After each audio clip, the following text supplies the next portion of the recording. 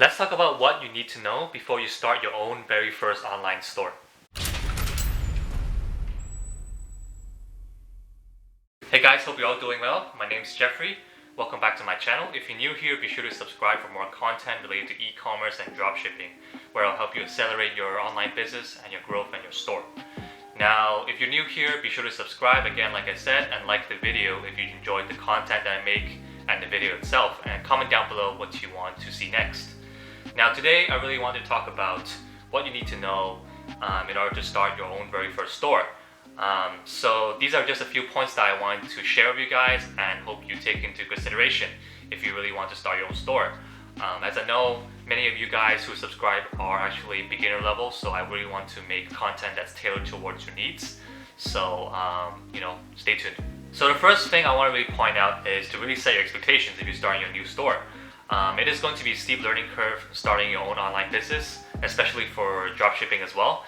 You have to learn everything from the whole process of dropshipping, like fulfillment, to running Facebook ads, to optimizing a store, running proper descriptions, finding the right suppliers, product research, and all that. So it could be really overwhelming to a lot of people. So you really have to take your time to learn, and it is going to be a steep learning curve in the process. And because of this, you're not really going to see results straight away. So you really have to set the expectation that you really have to fail a few times, lose some money, in order for you to see success later on. And it's really important because a lot of people, when they start off, especially beginners, they expect to see results straight away, and usually this isn't the case. Usually for good things to come, there's going to be a lot of failures involved, and it's not going to come easy if you want to succeed. So it is going to be a steep learning curve, and I just want you guys to set the expectation for yourself and not expect you to get in there straight away and see results immediately. Which brings me to the next point. You need money to make money, and you can't really expect your online store to solve your financial issues or problems. So for example, if you're on a budget, let's say you have $300 left in your bank account, you can't really expect the store to get that bank from $300 in your bank account to $10,000 in a matter of a few months, because that's not going to happen. It is going to take a lot of time, as I said, which brings me back to my first point of it being a steep learning curve. And you really have to start learning and failing in order to see results consistently, especially. And you really need that money to make money. And ultimately you are starting a new store from scratch, and you are running a business, and that involves some amount of capital. It's just that dropshipping in particular, you really need less capital to begin with. It is a good business model to get your feet wet in the entrepreneurship world and e-commerce. But nevertheless, you still need the capital to begin with, so you can't really expect to solve your financial problems just by running a store. So the third point is, what you need to know is that one product can actually make up 80% or more of your revenue. You see a lot of people nowadays in the dropshipping space so obsessed with finding winning products, finding that perfect winner or the massive winner. And the reason why this is because if that product has a huge demand, it can actually end up generating you 80% or more of your revenue.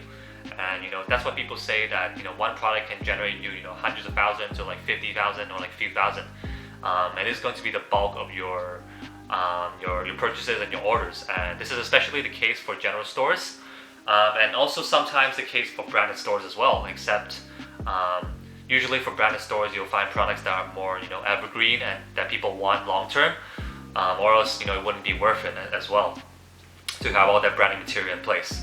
So understand that just one product can really change your store and change your life completely. So that's why people are so obsessed with finding winning products, the next winning product, the next trendy product, the next fidget spinner.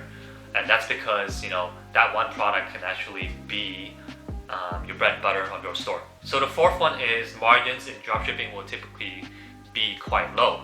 And what I mean is that when you see screenshots of people flexing their numbers, like, oh, I did 100K a month, 50K a month, or like 500K a month, chances are, and most likely, they're not keeping all that money.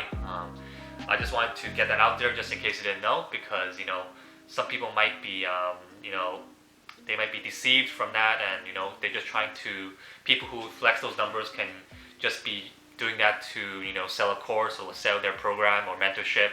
But I'm here to tell you that the margins are usually quite low, ranging anywhere from 15% to 40%, or maybe 10% to 40%. Usually for general stores, it would be like 20% to 25%.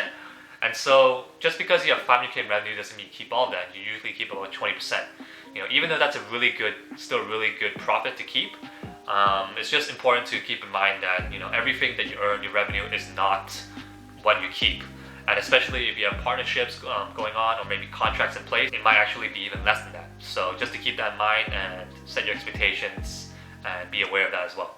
Another point is that cash flow is king, and that's very important to talk about in my opinion, because people tend to scale too fast if they haven't found winning product or something that's in demand. And it's important not to scale too fast because cash flow is king. If you don't have enough money or funds to really fund your purchase or your cost of goods, or if your credit card can't be enough to support all that cost of goods from your AliExpress account, then you're really going to have a hard time scaling your product and paying for your Facebook advertisement as well. So it's important to understand that cash flow is really important, and you have to make sure that you have enough funds in your account in order to have room for you to scale and to spend more money on advertisements and pay for cost of goods. So very, very important, and make sure not to scale too fast or be too excited and spend a bunch of money, because Facebook is not a slot machine or whatever, where you put in $5 you can get $25 back, or like $10 back or whatever. It is going to take some time, and there is a process and a cash flow process involved. Another point I also want to point out is that you should sell what people want and not sell what you want. I actually learned this through the hard way because I used to sell men's accessories, for those of you who don't know. This is a niche that I'm really passionate about, or I was passionate about, and I'm still to this day. But what I realized is that people don't really buy because they don't want the product. So even though you're selling something that you're really passionate about, a lot about that niche, that does not equate to sales. And you should, especially if you're a beginner, you should always sell products that people want and not sell what you want. And that's really important, and this applies as well to building a brand and selling products with your brand and holding inventory and stuff like that. So always sell products that people want and people have a need for or a desire for, and not sell products that you want to sell. For example, like me, I used to sell accessories, but no one was buying accessories, so it was very difficult to make sales. So make sure you keep that in mind. Another important thing I really want to mention, and that I think is one of the most important, is that you will experience adversity. And this is really important before starting a store, because you really have to set your mindset correctly.